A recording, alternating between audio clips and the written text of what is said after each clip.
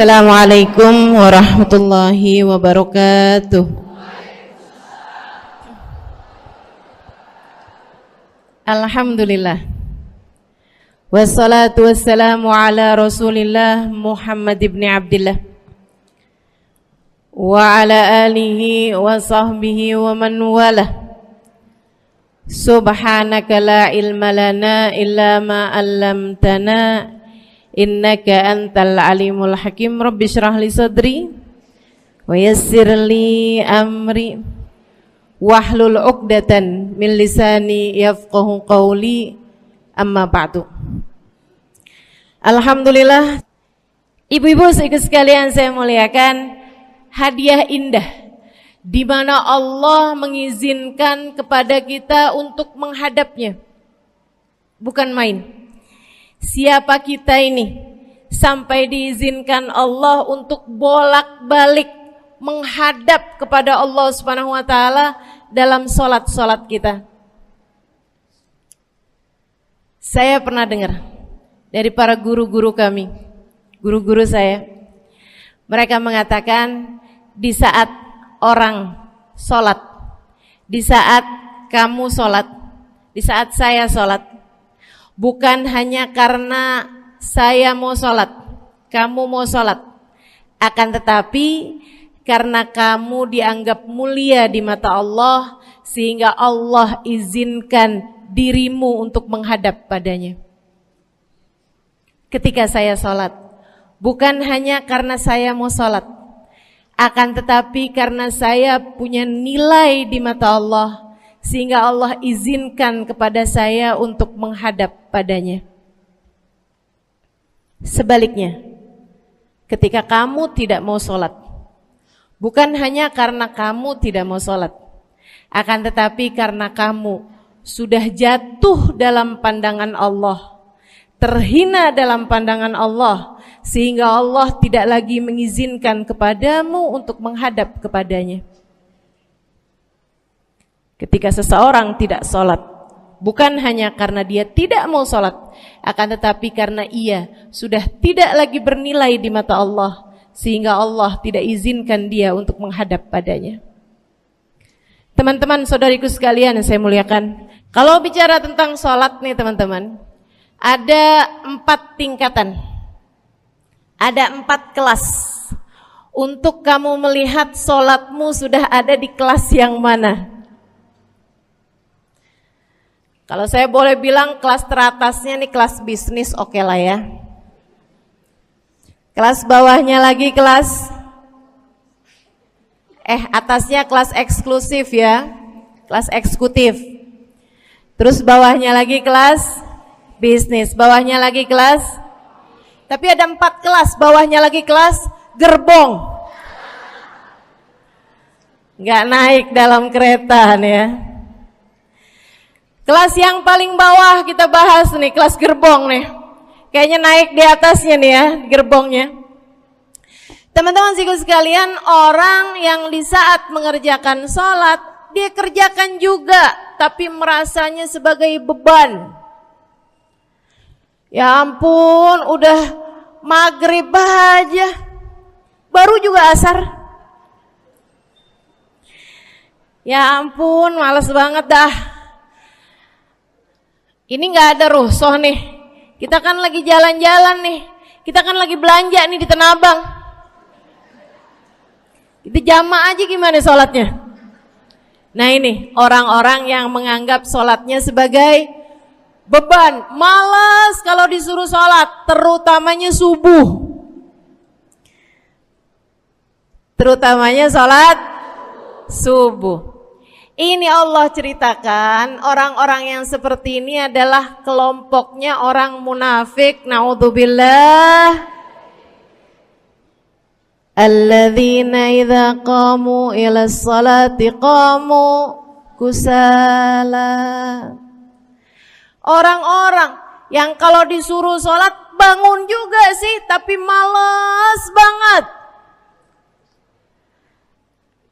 Setan nih nemenin dia, kayak naroin batu di atas kepalanya, bikin dia berat mau ngerjain sholat. Kalau lagi tidur, ngipas-ngipasin matanya, bobo aja lagi. 5 menit lagi, 5 menit lagi. Bangun-bangun udah siang. Pernah terjadi padamu?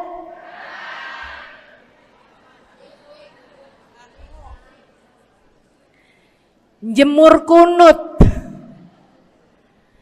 Bu, yang dijemur tuh jemuran aja, cucian aja. Jangan sampai jemur kunut. Kunutnya dijemur ya. Ketika ada seseorang yang disampaikan kepada Nabi Muhammad bahwasanya orang itu tidak bangun kecuali sesudah azan subuh, artinya enggak tahajud, artinya enggak bangun di sepertiga malam terakhir, bangunnya sesudah azan subuh. Nabi mengatakan padanya tentang orang itu, Nabi bilang pada para sahabatnya, inna syaitan bala fi udhunih, itu adalah orang yang telinganya dikencingin sama setan. Pada pernah dikencingin setan? Kalau bangunnya habis adzan tuh dikencingin setan. Kalau bangunnya udah terbit matahari dikencingin siapa kira-kira? Insyaallah. Teman-teman saudariku sekalian yang saya muliakan, alladzina idza qamu ila sholati qamu kusala, malas bener kalau diajakin sholat, sampai sebagian sholatnya dikerjakan keluar dari waktunya. Yang seperti ini masuk dalam firman Allah Subhanahu wa taala, a'udzubillahi minasyaitonir rajim, fawailul lil musallin alladzina an salatihim sahun. Fawailul lil musallin alladzina hum an salatihim sahun. Celaka orang-orang yang salat. Kenapa kok orang salat celaka ya Allah? Sebab mereka an salatihim sahun, melalaikan salat mereka. Apa maksudnya melalaikan? Imam Sayyidina Ibnu Abbas dalam salah satu tafsir beliau mengatakan alladzina yuakhiruna an waqtiha au yuqaddimuha ila ghairi waqtiha. Orang-orang yang mengakhirkan sholat sampai keluar dari waktunya atau memajukannya sebelum waktunya. Mau pergi ke Tanah Abang nih, jam 11. Ntar kita ribet nih urusan sholat duhur. Dah sholatin sekarang aja. Ini orang-orang yang fawailul lil musallin. Bu, sesibuk apapun dirimu, jangan pernah ninggal sholat. Bu, lagi ngerjain perkara penting apapun kamu, jangan pernah mengakhirkan sholat. Jangan pernah mengeluarkan sholat dari waktunya. Kenapa gitu? Karena bu, sholat itu urusanmu sama Allah. Gak ada yang lebih penting daripada itu. Gak ada yang lebih penting daripada itu. Siapa yang mementingkan Allah, dia bakal dipentingin sama Allah. Siapa yang meremehkan sholatnya, berarti dia telah meremehkan Allah. Siapa yang meremehkan Allah, dia akan diremehkan oleh Allah. Na'udzubillah min dzalik. Buat adik-adik jomblo, jangan pernah mau kawin sama orang yang gak sholat. Biarpun kamu udah nunggu cukup lama, kalau ada yang lamar kamu dan dia gak sholat, jangan mau bu. Dek, ibu-ibu juga, kalau ada yang janda di sini,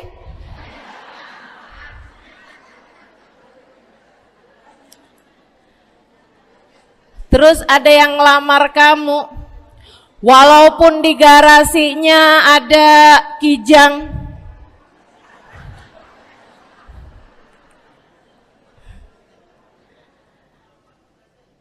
ada bebek, motor maksudnya ya, datang melamar kamu, jangan terima. Orang yang gak sholat, kamu jangan mau jadi istrinya. Kenapa? Saya kasih tahu ya, Allah aja dia tinggalin, apalagi kamu.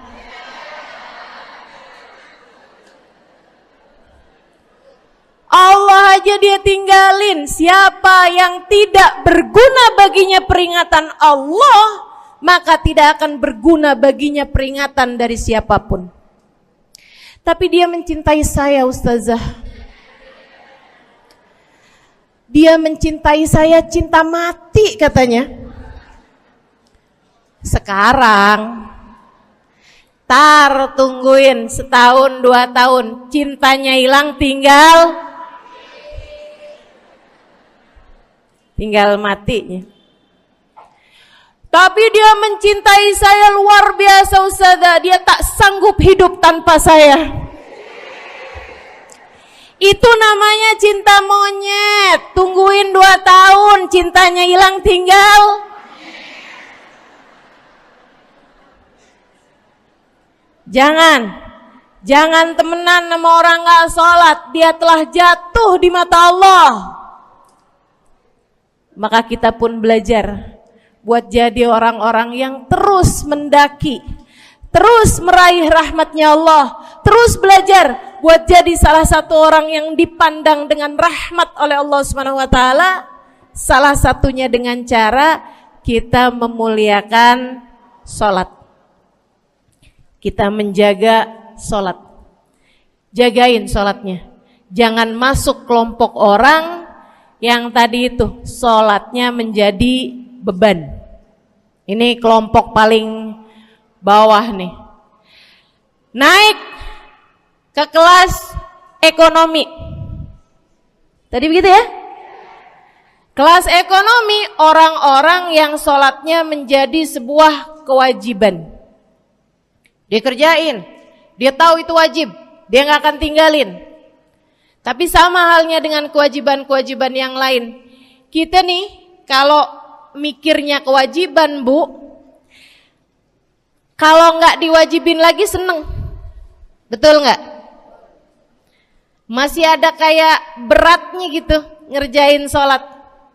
Orang yang sholatnya dianggap sebagai kewajiban. Kayak anak-anak sekolah tuh, wajib pakai seragam, wajib ngerjain PR. Kalau 1 hari, besok enggak wajib pakai seragam. Ada nggak ya pakai seragam? Nggak ada. Nggak ada yang besoknya dipakai seragam. Terus tanyain, kenapa kamu tetap pakai seragam? Abisnya saya suka sama seragamnya. Nggak ada. Karena mereka menganggap pakai seragamnya adalah kewajiban. Sekolahnya sebagai kewajiban. Jadi giliran besok libur anak-anak, hore gitu. Ada orang-orang yang sholatnya dianggap sebagai kewajiban. Nggak ada yang nambah kalau kewajiban tuh. Sholat sunnah boro-boro, sholat wajib aja kalau bisa dibikin sesingkat mungkin akan dilaksanakan dengan cara yang sesingkat-singkatnya.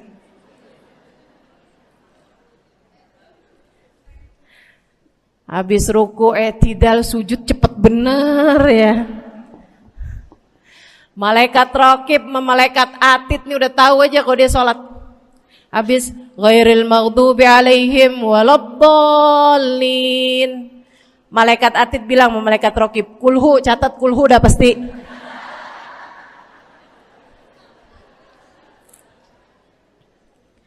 Kulhu aja gak kelar-kelar. Teman-teman saudariku sekalian yang saya muliakan, sholatnya dianggap sebagai sebuah kewajiban. Nggak nambah dengan sunnah, namanya wajib. Kita naik lagi insyaallah. Sholatnya kita naikkan dari yang kewajiban kita naik menjadi kelas bisnis, sholatnya sebagai sebuah kebutuhan. Bu, mudah-mudahan nih ibu-ibu, teman-teman semuanya yang sedang menyimak kajian pada hari ini, saya doakan, karena saya berharap saya pun juga didoakan agar menjadi salah satu orang yang sudah berada dalam tingkatan ini. Sholat kita tahu adalah kebutuhan kita. Sama kayak kebutuhan makan, Bu. Ibu kenyang nggak kalau makan nasi doang 2 piring? Kenyang. Siapa yang bilang nggak kenyang? Kalau kamu makan nasi doang sepiring, kenyang apa nggak kenyang? Kenyang. Akan tetapi pasti ibu-ibu mau nambah dah. Nambah apaan? Lauk. Nambah lauknya. Ada ikan asin, ada sayur asem. Langsung pada lapar nih. Ada sambal. Masya Allah, ada tempe goreng. Udah Bu ya, tetangga lewat kagak nyadar. Masya Allah. Teman-teman sekalian, kita nambah, bahkan udah kenyang pun kita masih cari lagi tambahan. Makanan apa nih yang bisa kita makan? Karena kita tahu makan adalah sebuah kebutuhan kita. Kita perlu sama makan. Kita butuh sama makan. Maka demikian pula dengan orang-orang yang sholatnya sudah dia tahu adalah sebagai sebuah kebutuhan. Cukup sih duhur 4 rakaat, dia nambah. Ada qobliyahnya, ada ba'diyahnya. Jam-jam 9 pagi nggak ada sholat wajib sih, tapi pengen ngemil, ya Bu ya, dengan cara kerjain sholat duha. Malam-malam abisnya isya, ampun mau tidur, ingat katanya Nabi, pesannya kepada Sayyidina Abu Hurairah, wasani habibi, kata Abu Hurairah, an utir qabla an anam. Kekasih saya Nabi besar Muhammad, kata Abu Hurairah, kasih pesan pada saya untuk jangan tidur sebelum sholat witir. Jadi habis kelar sholat isya langsung sambung sama witirnya. Dia tahu sholatnya adalah sebagai sebuah kebutuhan. Kebutuhan. Saya butuh untuk sholat karena saya butuh kepada Allah. Saya perlu sholat karena saya perlu kepada Allah. Saya perlu sholat karena saya tahu urusan saya sebesar apapun saya rasakan adalah kecil dalam pandangan Allah. Saya perlu sholat karena permasalahan dalam hidup saya yang saya rasakan sebesar gunung di atas pundak saya, di atas punggung saya, di hadapan Allah tak sampai seperti setitik debu yang mudah saja untuk dia angkatkan dari kehidupan saya. Maka kita pun menjadikan sholat sebagai sebuah kebutuhan. Lagi sakit, jangan ninggal sholat. Kenapa? Kamu menghadap kepada yang punya kesehatan. Lagi banyak utang, jangan ninggal sholat. Sama, jangan utang lagi. Karena kamu menghadap kepada pemilik segala kekuasaan, pemilik dunia dan akhirat, pemilik semua uang di atas muka bumi ini adalah Allah. Makanya Habib Ali Habsyi, penulis kitab Maulid Simtud Durar, yang tadi ibu-ibu baca maulidnya, beliau pernah bilang, Ada dalam salah satu diwan beliau. Diwan tuh syair-syair beliau itu ya. Ali idza qad marid syafahu fi'lus shalah la'alla syirru sifa fi wad'i tilkal jibah. Kata beliau, Ali nih kalau lagi sakit, nih Habib Ali ya, beliau tuh padahal punya amal ibadah sangat banyak. Tapi Habib Ali bilang, Ali idza qad marid syafahu fi'lus shalah. Ali nih kalau lagi sakit, sembuhnya sama sholat. Sembuhnya sama sholat. La'alla sirru sifa. Rasa-rasanya memang Allah letakkan rahasia kesembuhan ada pada fi wad'i tilkal jibah, terletakkannya jabhah kita, dahi kita di tempat sujud. Di sana semua permasalahan-permasalahan dalam hidupmu menjadi ringan. Saat kamu meletakkan dahimu di tempat sujud, kamu berbisik lirih kepada Allah, akan tetapi suaramu didengar sama yang punya arsy. Akan tetapi suara bisikanmu didengar segenap malaikat-malaikat yang ada di atas langit. Kemudian mereka mendoakanmu sehingga Allah mengatakan wasjud waqtarib, sujudlah kamu.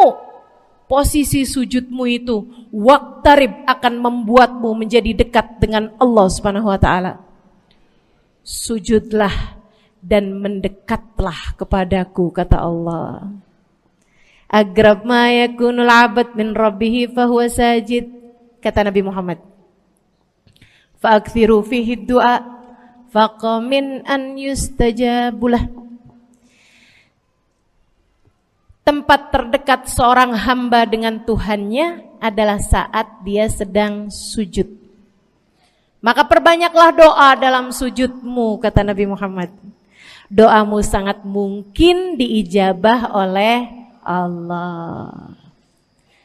Apalagi kalau doanya kamu haturkan di sepertiga malam yang terakhir. Saat-saat di mana kebanyakan manusia di sekelilingmu yang lalai berada dalam tidurnya, berada dalam alam mimpinya.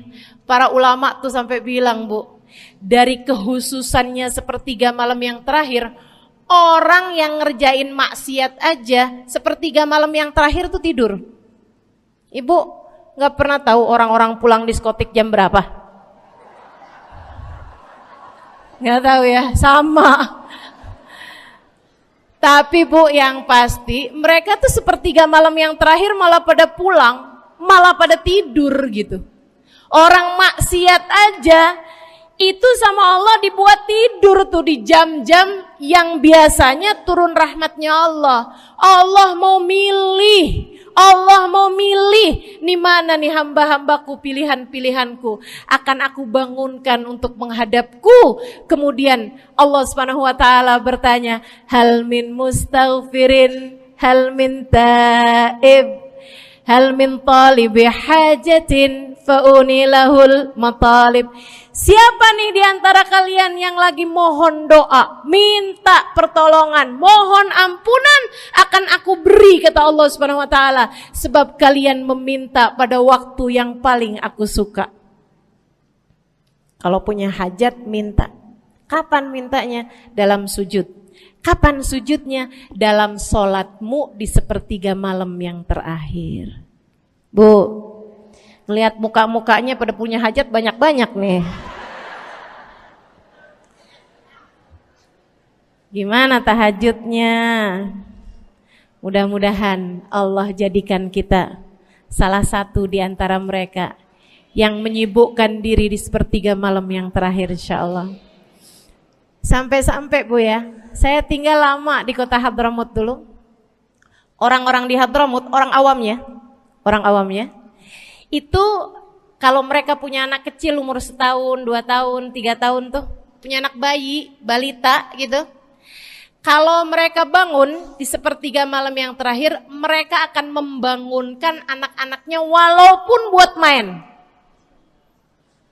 Alasannya 2. Yang pertama, agar mereka terbiasa bangun di jam-jam segitu.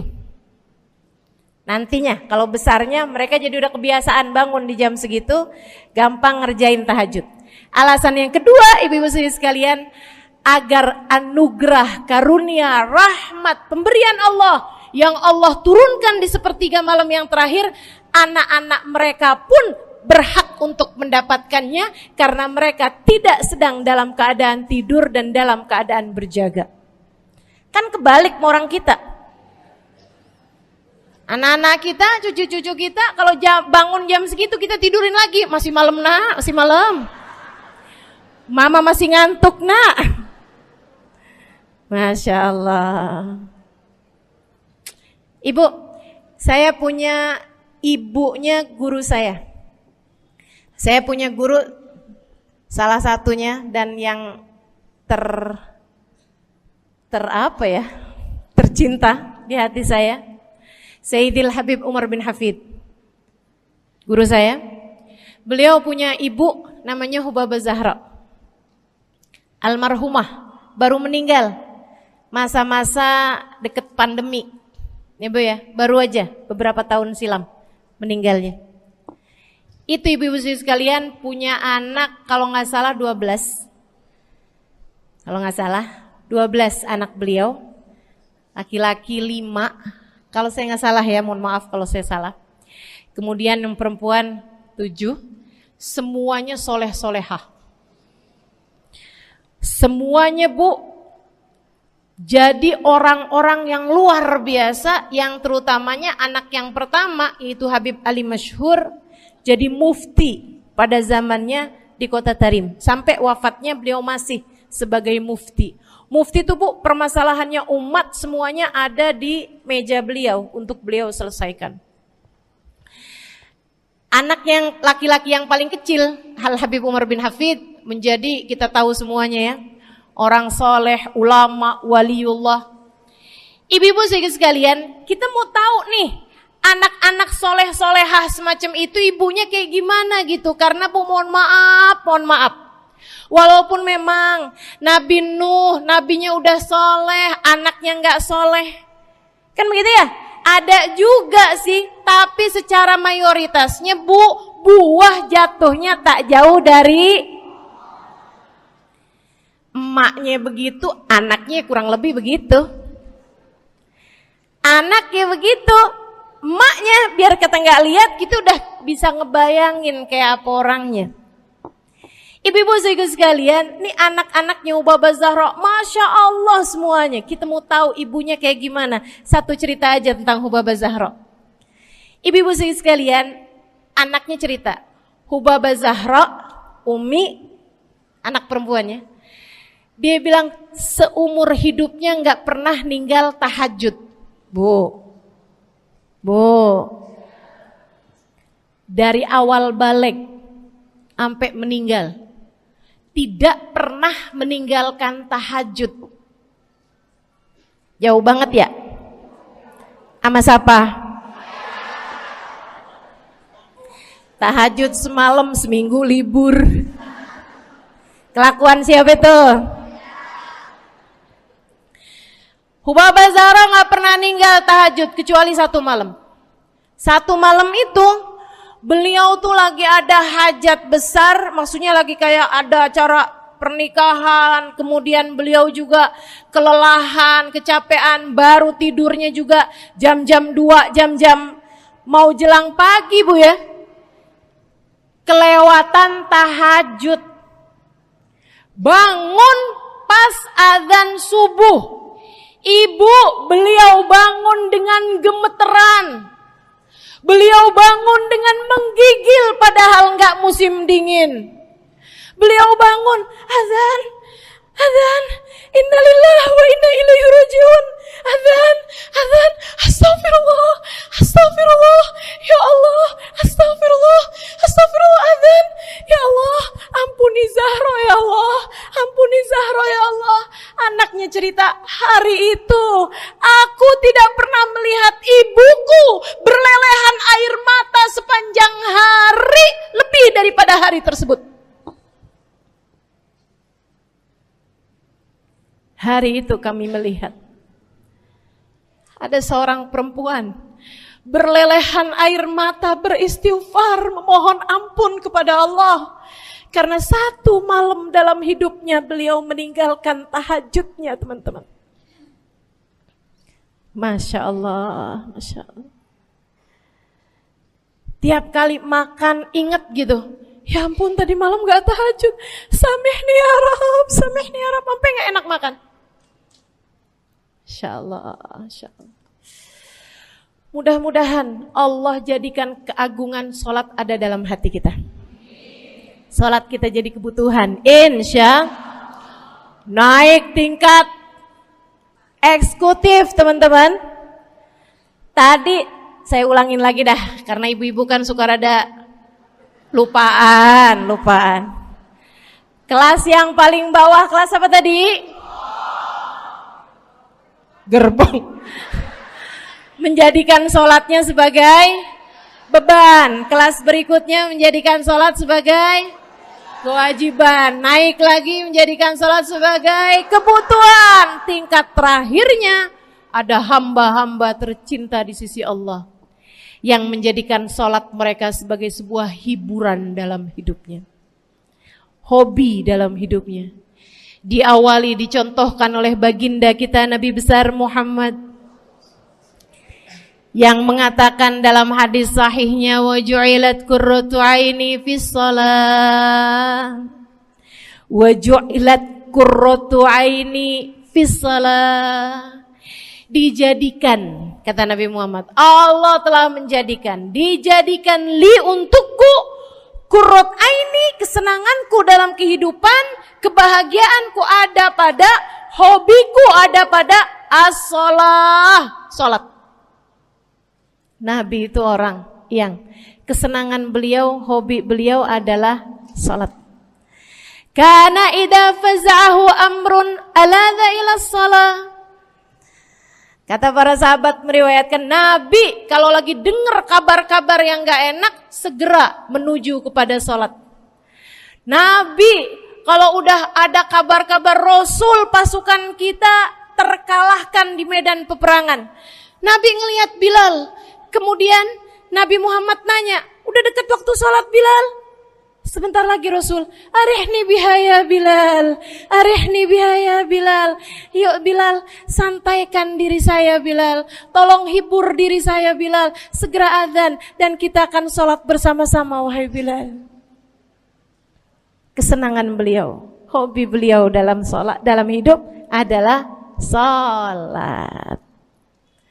Teman-teman saya sekalian, bukan hanya Nabi Muhammad, tapi para sahabat-sahabat Nabi Muhammad, tapi para tabi'in, para tabi'it tabi'in. Saudaraku sekalian saya muliakan, Sayyidina Umar bin Khattab alaihi ridwanallah, kana idza ja'ahu hal, apabila beliau dalam keadaan hatinya lagi khusyuk, hatinya lagi nyambung banget sama Allah Subhanahu wa taala, kalau mau salat sunnah manggil orang.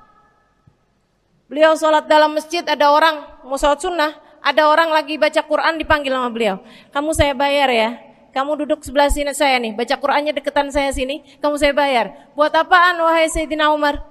Buat negur saya, ngingetin saya lagi sholat nih.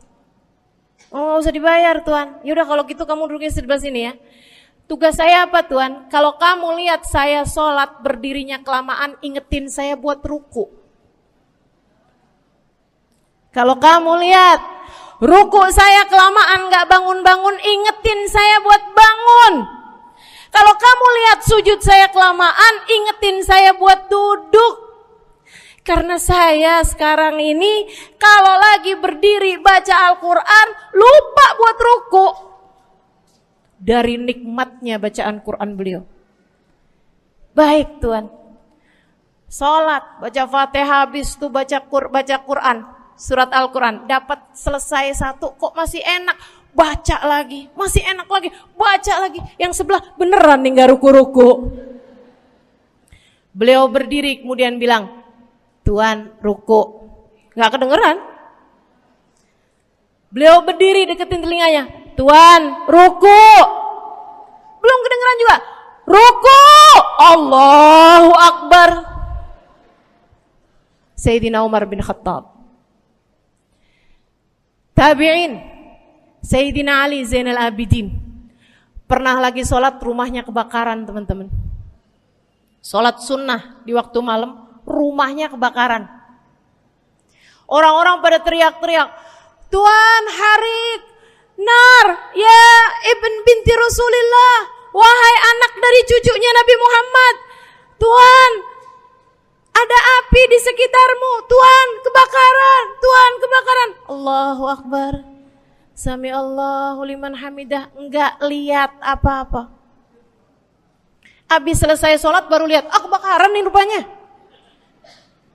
Orang-orang pada bilang, kami sudah mengingatkanmu Tuan. Apa jawab beliau? Al-hadni an-narul kubro. Di depan saya ada api yang jauh lebih besar, api neraka. Saya nggak lihat api sekecil ini. Masya Allah. Saudara sekalian yang saya muliakan, para ulama Allah Subhanahu Wa Taala. Terakhir saya mau ceritakan Sayyidil Habib Abu Bakar As-Sakran, penulis Wirid Sakran. Kalau teman-teman pernah tahu, beliau saudara sekalian saya muliakan dapat julukan As-Sakran, orang yang mabuk. Karena mabuk kepada Allah Subhanahu Wa Taala. Beliau pernah satu waktu kena penyakit di punggungnya. Beliau kemudian tanya sama dokter, kata dokter, wah ini nih penyakit mesti diangkat, mesti dioperasi. Ya udahlah, operasiin saya. Disuguhin 1 gelas khamr di waktu yang telah ditetapkan untuk jadi waktu operasi. Apa ini? Khamr, minuman keras. Zaman itu belum ada obat bius. Dia bilang, ini buat apa? Khamr ini Tuan, minuman keras ya, agar engkau enggak sadar. Jadi enak gitu kita ngoperasinya. Dia bilang, saya mau dengan kesehatan saya kepengen ngerjain taat kepada Allah, saya enggak mau. Saya dapetin kesehatan saya dengan cara mengerjakan yang diharamkan Allah, yaitu minuman keras. Saya enggak perlu ini. Waduh, kalau gitu nggak bisa dioperasi Tuan. Kenapa soalnya? Ya nanti kan kesakitan, nanti susah operasinya gitu. Oh gampang. Kalau kalian pengen bikin saya nggak sadar, nggak perlu minuman keras. Terus gimana? Operasikan kalau saya sedang sholat. Maka mulailah, dokter-dokter udah pada siap. Beliau lagi sholat sunnah ya Bu ya. Allahu Akbar gitu. Mulai dokter buka baju belakangnya. Mulai Bu digunting kulitnya, digergaji tulangnya. Beliau Bu mukanya meringis saja enggak. Beliau ruku, dokternya ikutan nungging. Beliau sujud, dokternya ikutan menunduk juga. Beliau sholat nikmat banget. Sampai beliau selesai dari sholat, beliau nanya sama dokter-dokternya, kenapa nggak nurut tadi tuh waktu saya sholat mestinya operasi? Kata dokter, udah selesai Bib dari tadi. Masya Allah. Radiyallahu ta'ala anhum wardahum. Ini bukan kelas-kelas kita, saya cuma ceritain aja sama ibu-ibu. Bukan berarti ibu-ibu nanti pas waktu sakit bilang sama dokter-dokter nggak usah dibius. Beda hati Bu, beda hati. Ya Bu ya, beda iman, beda semuanya kita sama mereka. Yang pasti, makanya saya kan yang ini nggak doa nih. Pas yang kebutuhan tuh baru saya doa. Kenapa? Karena kayaknya tingkatan kita dah Bu ya. Mentok dah, sampai kebutuhan itu dah. Insya Allah, mudah-mudahan Allah jadikan kita orang yang menjaga salat insya Allah. Rabbi jalni muqimas salah wa min dzurriyyati amin. Rabbi jalni muqimas salah wa min dzurriyyati amin. Rabbi jalna muqimis salah wa min dzurriyyatina rabbana wa taqabbal du'a. Ala hadhihi niyyah bikun niyyah salihah ila hadratin nabi al-fatihah. Syaitanir rajim. Bismillahirrahmanirrahim. Alhamdulillahirabbil alamin. Ar-Rahmanir-Rahim. Maliki yaumiddin. Iyyaka na'budu wa iyyaka nasta'in. Ihdinas siratal mustaqim, siratal ladzina an'amta 'alaihim, ghairil maghdubi 'alaihim waladdallin. Amin. Taqabbalallahu minna wa minkum, taqabbal ya karim.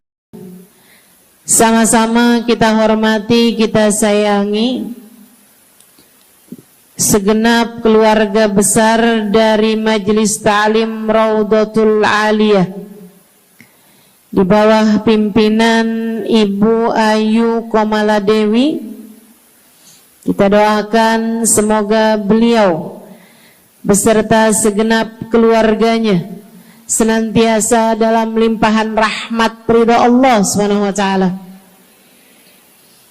Juga kita doakan Ustazah Nabilah Al-Haddad sebagai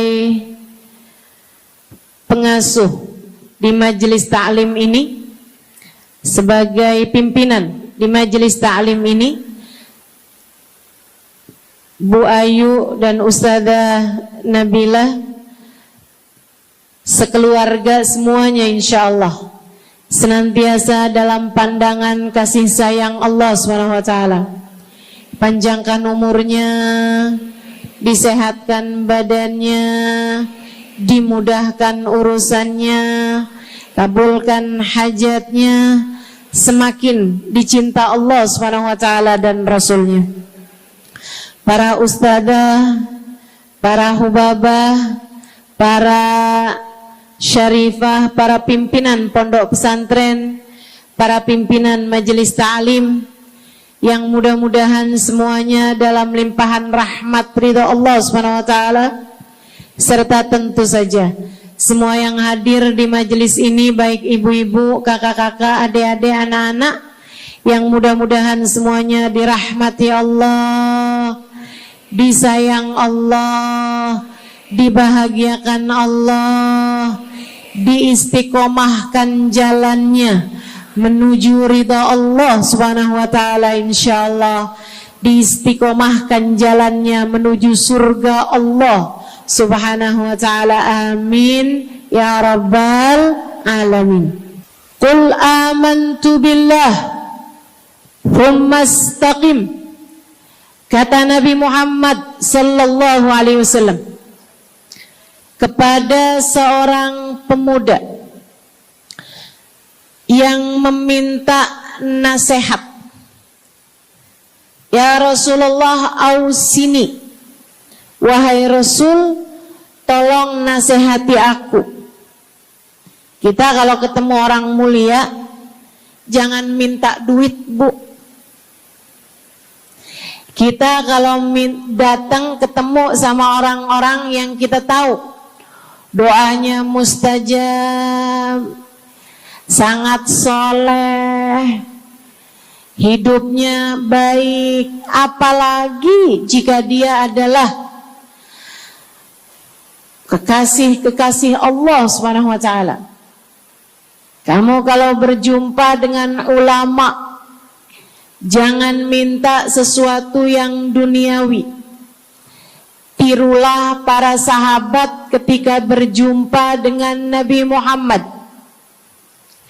Biasanya mereka meminta satu dari dua hal. Yang pertama, mereka minta doa. Ida'ili ya Rasulullah, doakan aku wahai Rasul. Ibu juga gitu. Kalau ketemu sama ulama, ketemu orang soleh, ketemu kiai, ketemu habib yang kita tahu doanya mustajab, bertemu hubabah, mintalah doa. Tapi jangan hanya sekedar urusan doa duniawi, Bu. Doa duniawi itu yang gimana, Ustazah?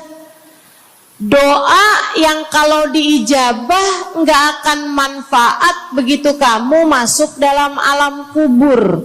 Itu namanya doa duniawi. Ustazah, doakan saya biar saya cepat kebeli rumah.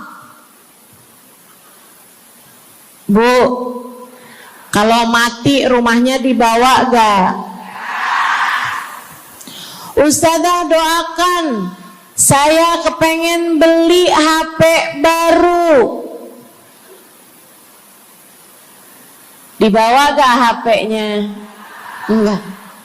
Itu namanya doa duniawi. Ustazah, Doakan biar suami saya tambah cinta.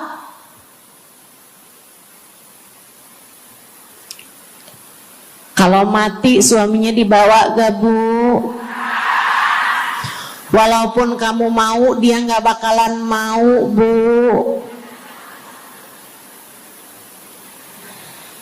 Sesuatu yang sifatnya duniawi. Ustazah, doakan biar anak saya soleh. Duniawi apa bukan? Bukan. Sebab kesolehan anak akan jadi tambahan bekal bagimu ketika kamu masuk dalam alam kubur. Jadi gak boleh nih Ustazah doa urusan duniawi atau minta didoakan urusan-urusan duniawi. Boleh, tapi jangan cuma itu. Nanti takutnya kamu nyesel. Kalau selama di dunia kamu doanya hanya untuk urusan dunia, takutnya begitu masuk dalam kuburan sudah tidak ada lagi doa yang akan Allah ijabah untukmu ketika kamu ada dalam alam kubur nanti. Sayang-sayang. Jadi kalau doa, prioritaskan urusan akhirat. Insya saya berasa banget jadi orang yang sering dimintain doa sekaligus juga sering minta doa. Saya kalau ketemu orang saleh, ketemu habaib, ketemu hubabah, saya akan minta doa, nggak pernah minta duit saya. Ida'ili ya hubabah, ida'ili ya habib. Serius sekalian, sebagai orang yang sering juga dimintain doa, Ustazah doakan saya. Banyak tuh. Saya merasakan perbedaannya saat saya ada di Tarim sama ketika saya sudah pulang dan kembali ke negeri ini. Waktu saya di Tarim, orang kalau minta doa sama saya, usik berdoa, tolong ya doain saya. Saya suka tanya, doa apa? Selalu aja, hampir semuanya mengatakan hal yang sama. Ida'ili bihusnil khatimah. Doakan saya biar husnul khatimah. Begitu nyampe ke Indonesia, kalau ada orang bilang Ustazah doain saya, biasanya lanjut tuh doanya, minta apa langsung dibilang, nggak pakai tanya. Ustazah doain saya biar utang cepat lunas. Ustazah doain saya biar cepat dapat jodoh. Ustazah doain saya biar jadi orang kaya. Ustazah doain saya biar suami nggak mendua. Ya Allah, ternyata kebanyakan orang kita kalau minta doa seringnya urusan duniawi. Bukan berarti nggak boleh, boleh aja sih. Cuman takutnya begitu kamu mati nyesel kalau semua doamu selama ini adalah sesuatu yang tidak ikut kamu bawa ketika kamu mati. Kalau kita lihat para sahabat ketika mereka berjumpa dengan Nabi Muhammad, selalu saja banyak di antara mereka yang minta doa. Nabi pernah tanya, doanya apa? Macem-macem jawaban para sahabat. Ada yang begini, Harithah menjawab, ida'ili an yarzuqani Allah asyhada fi sabilih. Rasul, doakan saya biar saya dikaruniai mati syahid di jalan Allah. Ada lagi yang lain doanya, ya Rasulullah, id'ili an yarzuqani Allah murafaqatan bika ya Rasulullah. Doakan biar saya nanti di masa sesudah kematian saya, di masa akhirat nanti, bisa mendampingimu wahai Rasulullah, bisa berjumpa denganmu wahai Rasul, bisa ada dalam rombonganmu wahai Rasulullah. Doa-doa yang sangat ukhrawi, doa-doa yang sangat akhirat, karena mereka sudah faham tujuan hidup sesungguhnya adalah mencari ridha Allah Subhanahu wa ta'ala. Tujuan hidup sesungguhnya adalah bergerak menuju surga Allah Subhanahu wa ta'ala. Tujuan hidup sesungguhnya adalah berpulang kepada Allah dalam keadaan Allah ridha kepada kita. Sahabat, minta didoakan, ama yang kedua minta nasihat.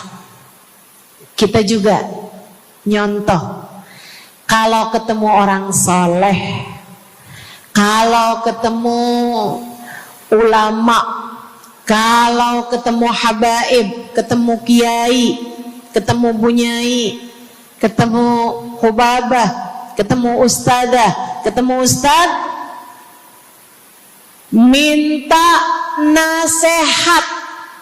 Selain daripada minta doa, mintalah nasihat. Hal ini dicontohkan oleh para sahabat kepada Nabi Muhammad. Datang seorang pemuda berjumpa Nabi Muhammad sallallahu alaihi wasallam. Kemudian bertanya, ya Rasulullah, ausini, wahai Rasulullah, berikanlah nasihat kepadaku ini. Nabi Muhammad tersenyum, senang, bangga, karena mengerti bahwa umatnya faham apa yang harus diminta dari nabinya.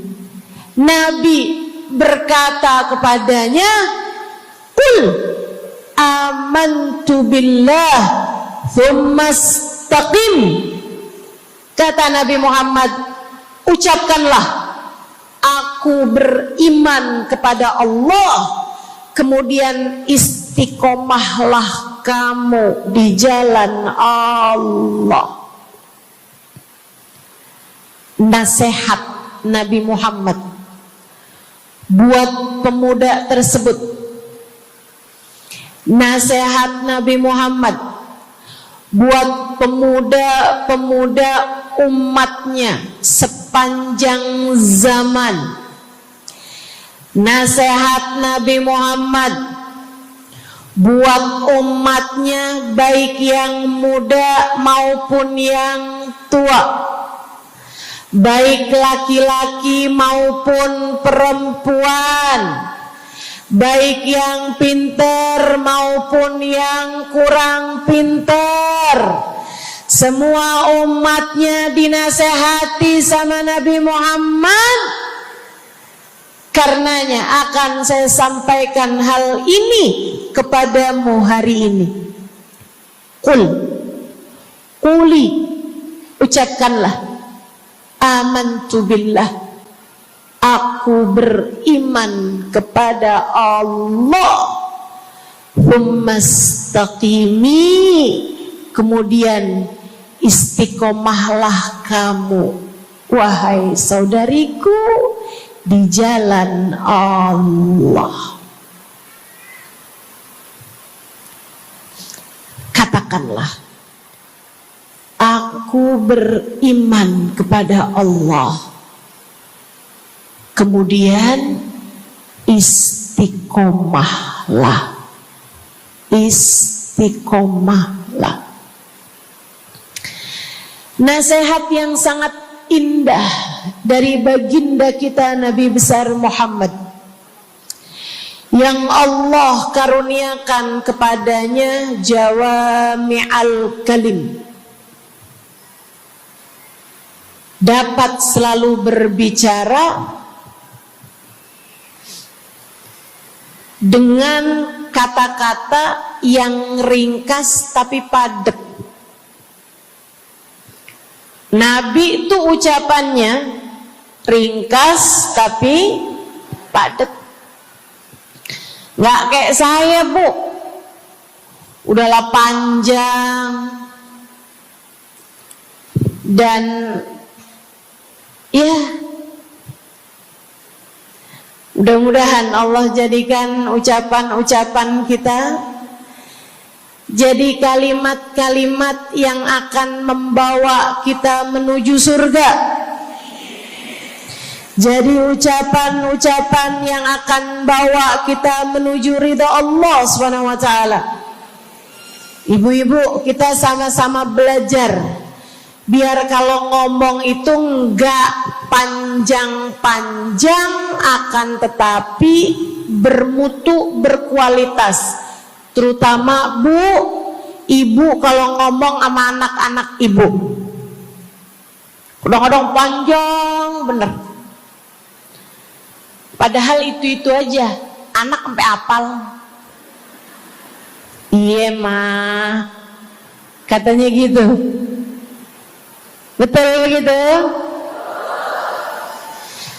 Nabi kalau ngomong pendek aja tapi penuh makna. Nabi kalau bicara seringkali nggak panjang-panjang tapi sangat berarti. Satu hadis beliau saja bisa disyarahkan, diberi keterangan, hingga bahkan berkitab-kitab banyaknya. Ibu-ibu sekalian, salah satu dari ucapan ringkasnya Nabi Muhammad, amantu billah, kata Nabi, qul amantu billah, tsumastaqim, ucapkanlah, aku beriman kepada Allah, kemudian istiqomahlah di jalan Allah. Apa itu istiqomah? Lurus, jangan belok-belok. Lurus, jalan terus. Jalannya adalah jalan yang lurus. Itu yang selalu kita minta dalam tiap rakaat sholat kita. Kita berdoa kepada Allah, ihdinas siratal, ya Allah, tempuhkanlah untuk hidup kami ini jalanmu yang lurus. Sama kayak kamu lagi bilang, ya Allah, karuniakanlah dalam kehidupan kami keistiqomahan di jalanmu ya Allah. Kamu selalu minta istiqomah 17 kali sekurangnya tiap hari. Betapa sangat pentingnya istiqomah ini, saudaraku sekalian. berada dalam jalan yang lurus. Saya mau bahas jalan lurus yang dimaksud ini apa aja. 1, kamu harus lurus imannya. Amantu billah, aku beriman kepada Allah.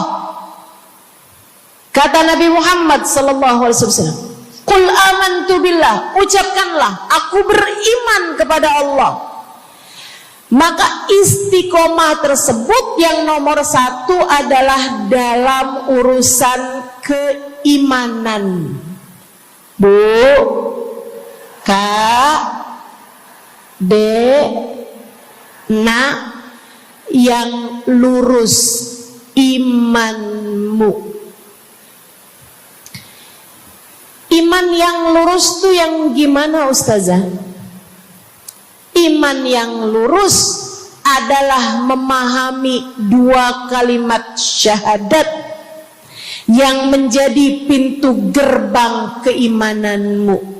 Orang kalau masuk Islam, dia jadi orang yang beriman, dia mengucapkan kalimat syahadat. Apa itu? La ilaha illallah. Yang pertama. Yang kedua, Muhammad Rasulullah. Tidak ada Tuhan selain Allah. Itu harus kamu miliki dalam hatimu secara lurus, istiqomah. Gak ada Tuhan selain Allah. Jangan hari ini Tuhannya Allah, besoknya Tuhannya duit.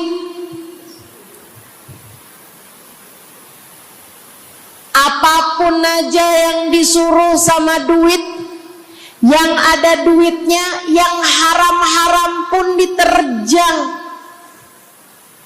Lah kenapa begitu? Saudaraku sekalian, Qul amantu billah, ucapkan, aku beriman kepada Allah. Aku faham arti la ilaha illallah. Tidak ada Tuhan selain Allah. Tidak ada yang mengatur kehidupan selain Allah. Tidak ada yang memberi rezeki selain Allah. Maka berimanlah kepada Allah. Kalau ada istri bilang sama suaminya, kalau kamu nanti pulang bawa duit, ahlan wa sahlan, selamat datang. Tapi kalau kamu pulang nanti nggak bawa duit, silakan tidur di luar.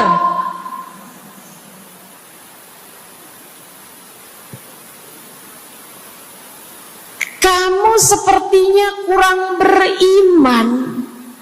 Kamu lupa bahwa pemberi rezeki bukan suamimu, melainkan yang ngasih rezeki itu cuma satu, Bu. Namanya bukan pekerjaan, bukan atasan, bukan pemerintah. Yang ngasih rezeki cuma Allah Subhanahu wa ta'ala. Maka berimanlah atas hal itu. Jangan nyalahin si ini, nyalahin si itu. Imanmu benerin. Imanmu benerin. Banyak orang saya liatin itu suka pada repot urusan rezeki. Banyak banget. Di dunia ini nih banyak yang suka repot urusan rezeki. ngejar dunia abis-abisan, ngejar duit segala macam cara, sampai omongannya nggak jadi omongan orang beriman. Waktu dibilangin jangan nyari rejeki yang haram, cari rejeki yang halal. Jangan berani ngambil yang bukan hakmu.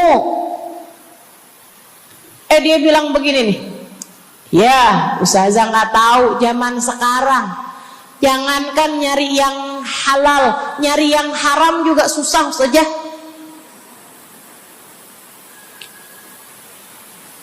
Itu omongan orang nggak beriman.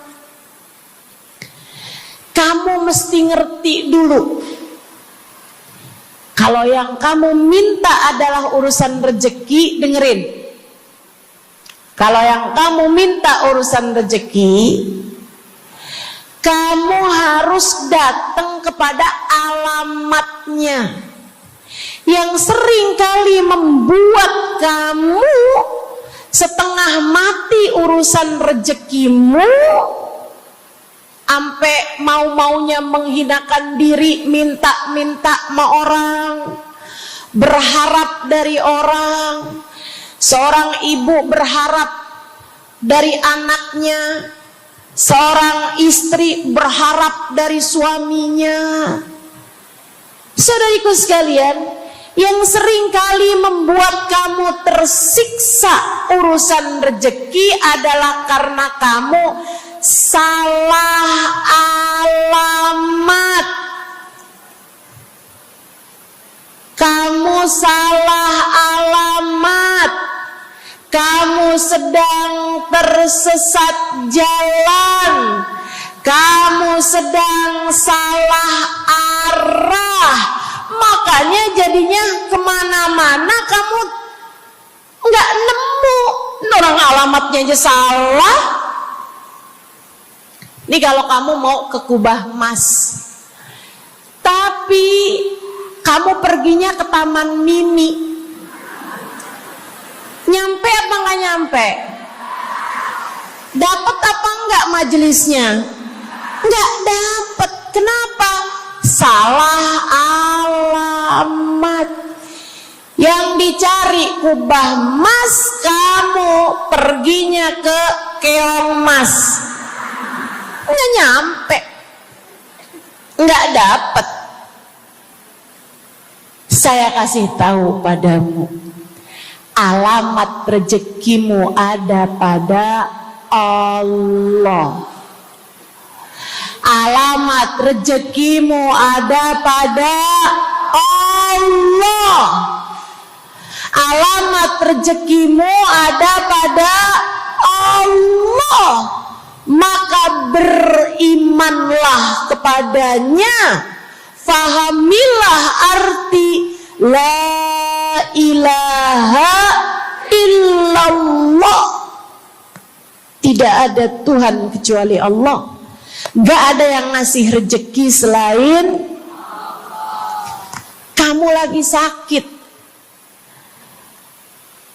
kamu mau nyari obat, saya kasih tahu alamat obatmu.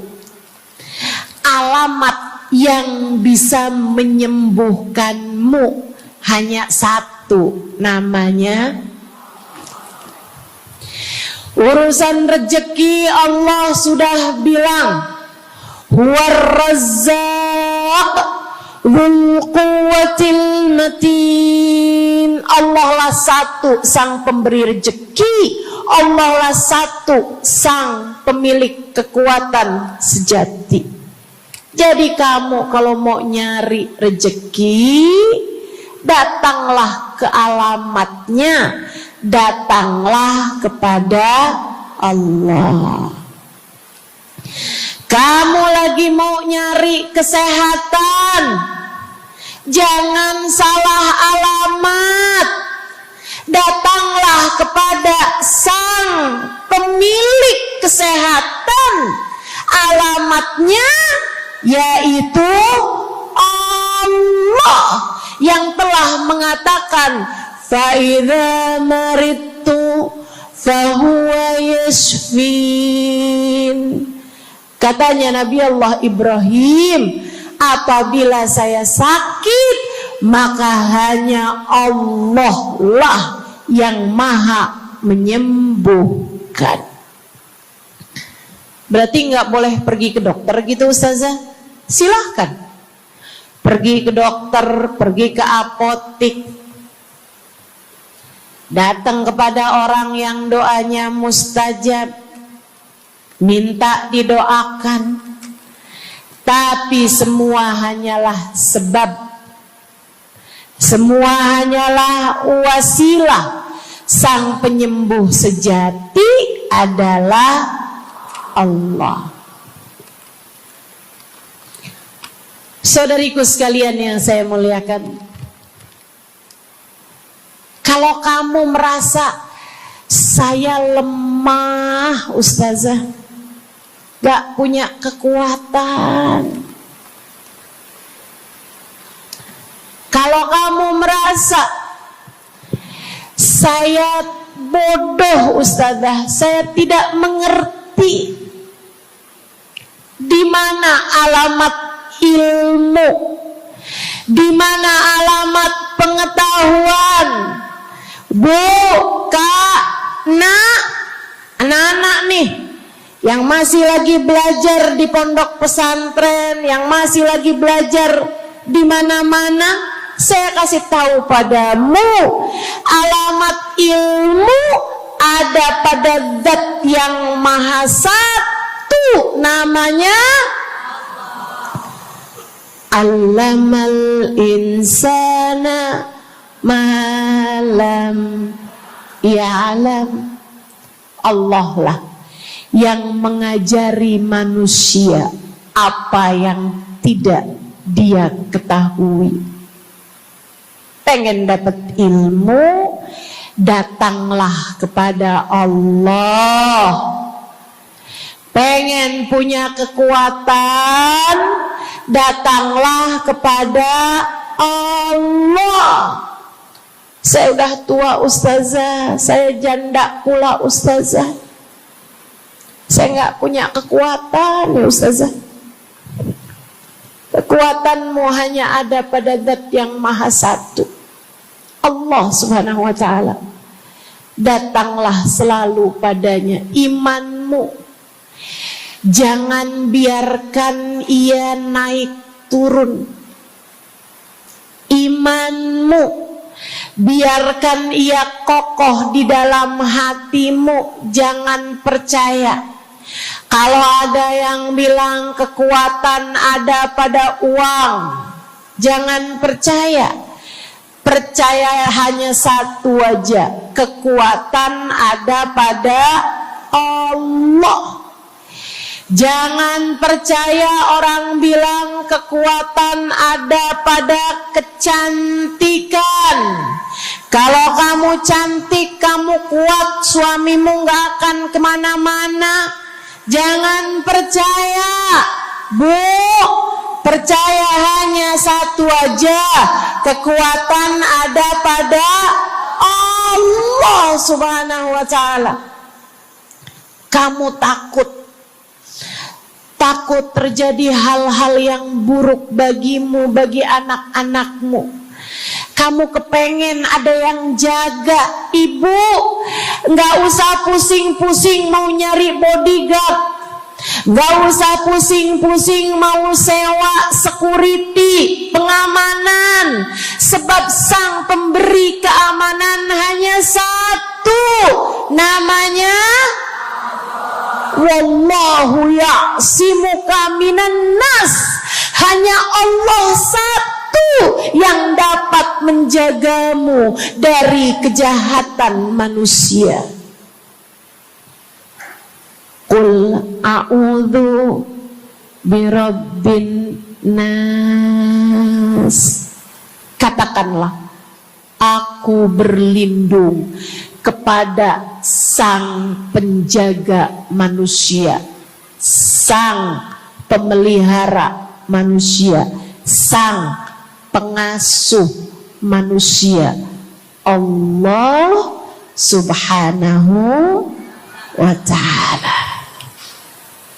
Berimanlah padanya, istiqomahlah. Bu, gak ada yang bisa bikin orang meninggal selain Allah. Gak ada. Tapi dia ditabrak orang, Ustazah. Kalau gak ditabrak dia gak bakalan mati. Kamu kebalik. Justru karena dia harus mati, Allah jadikan dia ditabrak. Jelas?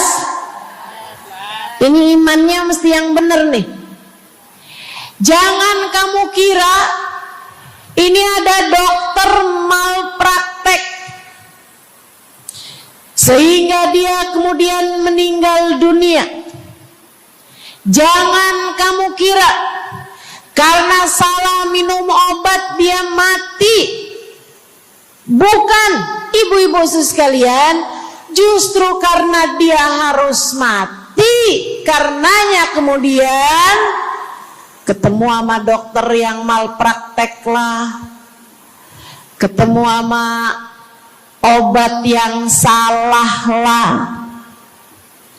Itu hanya sebab kematiannya itu sendiri. Allah udah bilang, idza jaa ajaluhum la yastakhiruna sa'atan wa la yastaqdimun. Apabila datang ajal seseorang, enggak ada siapapun yang bisa memajukan barang semenit pun, enggak ada yang bisa memundurkan meski sesaat sekalipun. Enggak ada. Emang udah kepastiannya. Waktunya mati ya mati, Bu.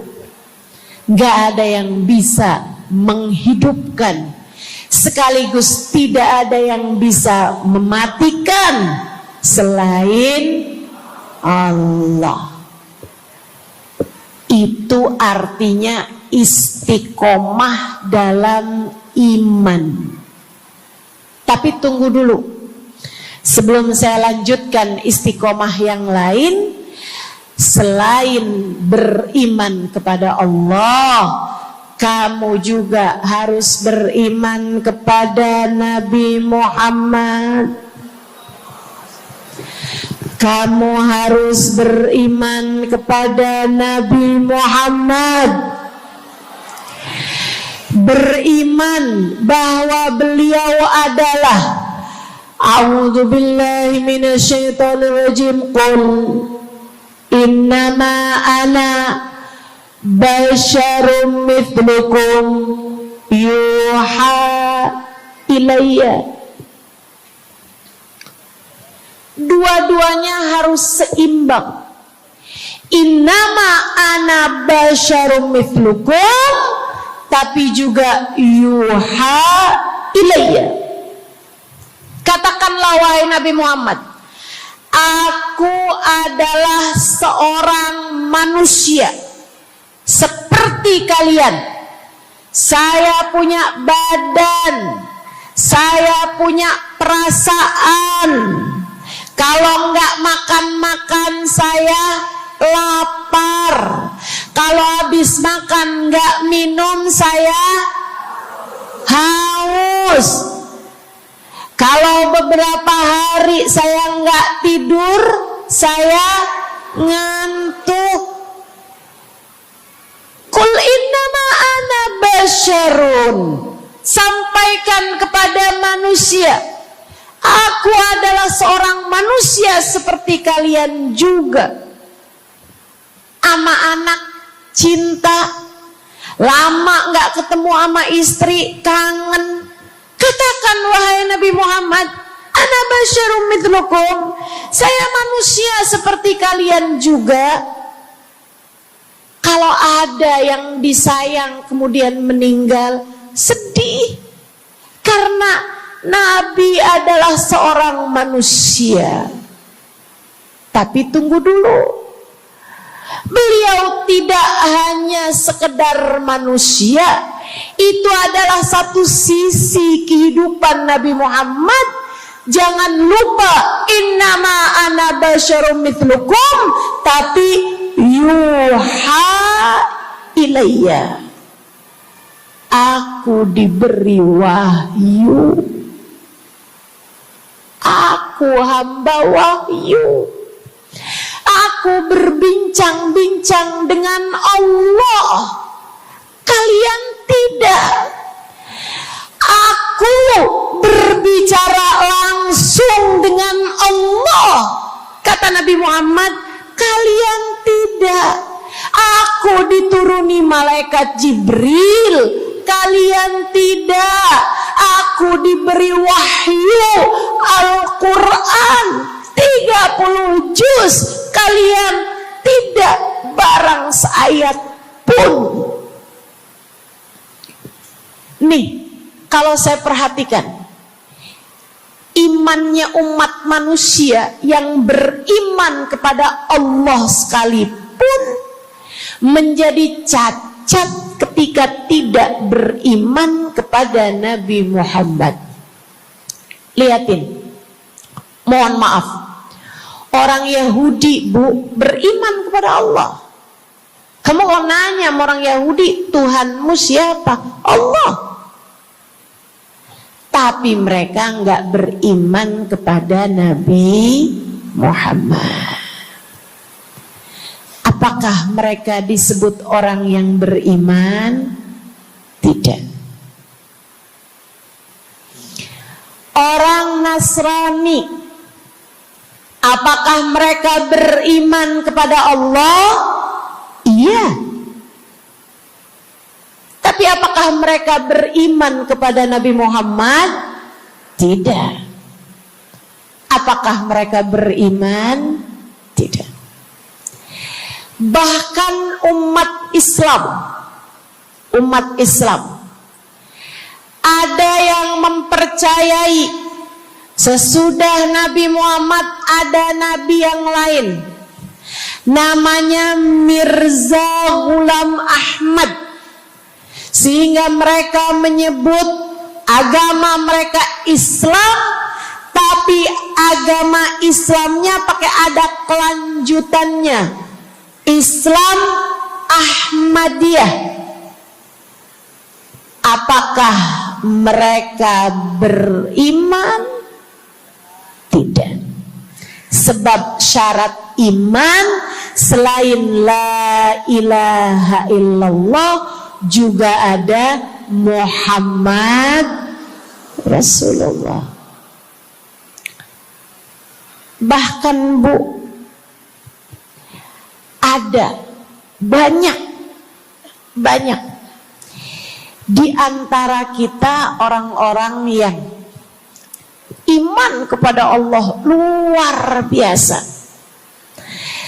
tapi kalau urusan kepada Nabi Muhammad,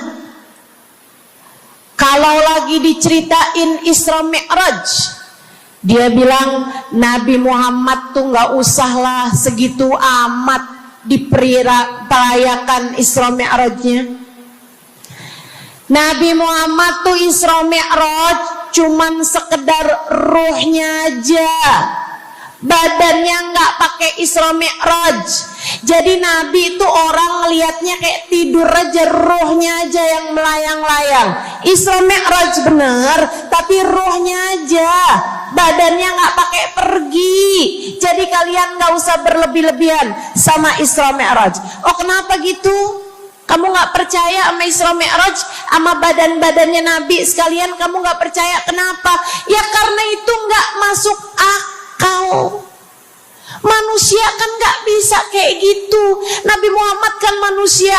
Kamu lupa bahwa Nabi walaupun manusia, beliau adalah yuha ilayya. Beliau adalah hamba wahyu.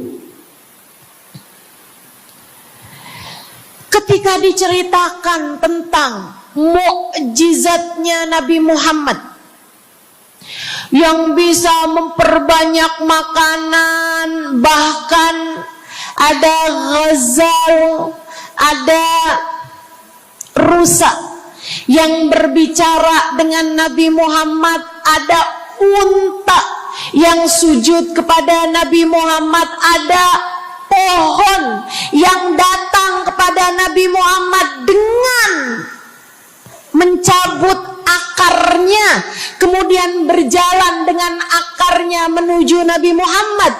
Ketika dipanggil, kemudian sujud pohon tersebut kepada Nabi Muhammad sallallahu alaihi wasallam dan bertanya, "Mengapa engkau memanggilku wahai Nabi?"